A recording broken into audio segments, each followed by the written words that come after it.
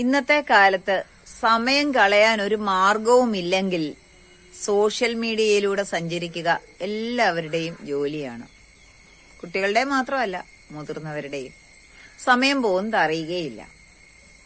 ഒരു കാര്യം ഓർമ്മിക്കുക, നിങ്ങൾക്ക് വേണ്ടതെല്ലാം സോഷ്യൽ മീഡിയയിൽ ഉണ്ട് എന്ന് വിചാരിക്കരുത്. ഞാൻ ഈ പറയുന്ന വീഡിയോ പോലും നിങ്ങളെ ഒന്ന് ചിന്തിപ്പിക്കാനാണ്. പക്ഷേ ആ ചിന്തയുടെ ബാക്കിയായിട്ടുള്ള കാര്യങ്ങൾ ചെയ്യേണ്ടത് നിങ്ങളുടെ ഉള്ളിലാണ്. വേറൊരാൾക്ക് സപ്പോർട്ട് ചെയ്യാൻ പറ്റും, പക്ഷേ അവനവനെ മാറ്റണമെങ്കിൽ അവനവൻ തന്നെ ചിന്തിക്കണം. ഇനി ഞാൻ കാര്യം പറയാം.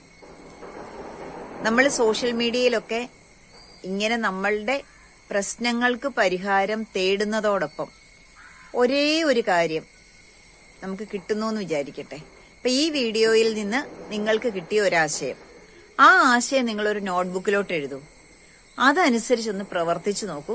നിങ്ങളുടെ ഉള്ളിൽ മാറ്റങ്ങൾ ഉണ്ടാവുന്നത് കാണാം. ചെയ്തു നോക്കുമല്ലോ അല്ലേ?